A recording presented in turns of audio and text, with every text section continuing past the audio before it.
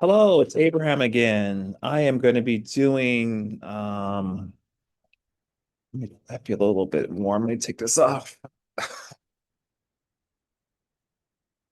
I am going to be doing week number 5 um technical interview questions. So what I want to do is I want to share my screen because I think it's week 5, but we will know in a second. Okay. I want to get rid of this because I don't really like that there. All right. Um Week 5, okay, because it's missing. So basically, in a nutshell, we have 3 questions. First question is, so basically, you want to sh record a short video, which I'm going to do. I've learned in the past that don't make your videos long because they won't upload. Yeah, but like a limit. So let's kind of keep this short and sweet. Question number 1. Um, Give me 1 second here. Alexa, pause music. Alexa, pause music. I know that's unprofessional. Sorry. Okay, question number 1, the architectural choice. Question is, when would you choose an embedded database like SQLite over a client-server database like PostgreSQL?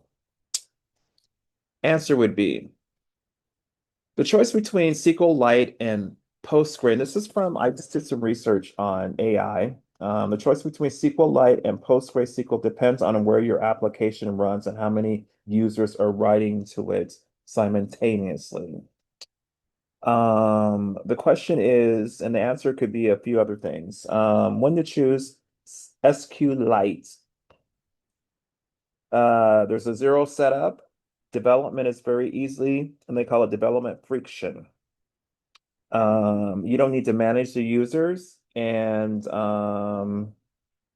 it's basically the Dockers contains theory. Oh, I'm sorry, that's not true. Let me go back.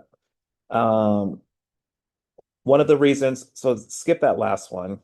One of the reasons to choose SQLite is SQLite is often faster for read intense workloads because it avoids the latency of a network call between a client and a server. So basically, you have a lot of data that you're requesting. Your queries are requesting a lot of data. It appears that SQLite might be your friend.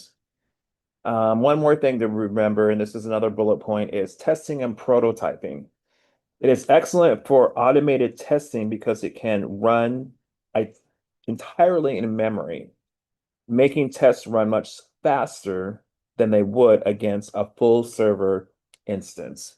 So once again, that's what I would answer, or I try to answer in, a professional way to the interviewer for question number 1. Let's continue.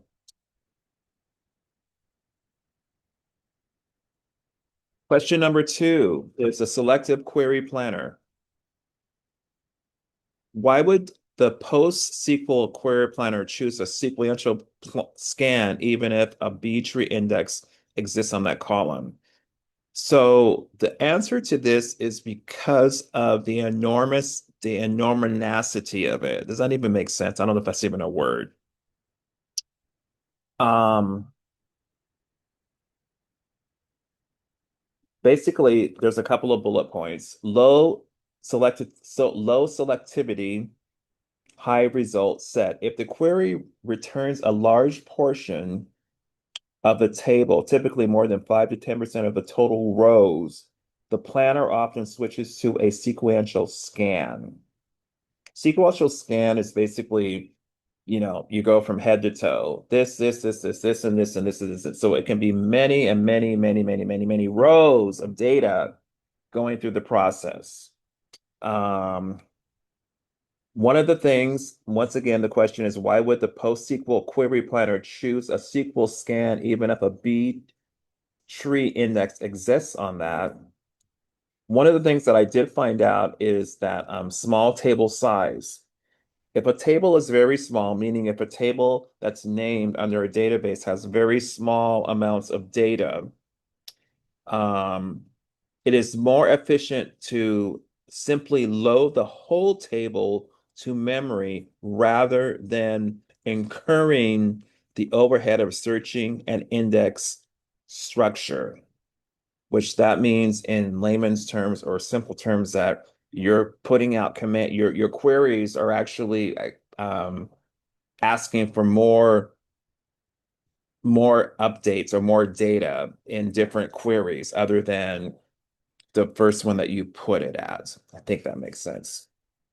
Okay, question number three. The red flag search. What does it mean when you see a sequential scan in your query plan, and why is it usually a red flag for performance? So the red flag basically means that when you do a sequential scan, so sequential scans are, I believe, more friendlier for smaller databases versus like really large, humongous databases. Um, Basically, the red flag would be that it's just gonna, if you just do a sequential scan, it's gonna slow down your system. Bottom line, it's gonna take forever to get to whatever point you're trying to get because it's going through every piece of data.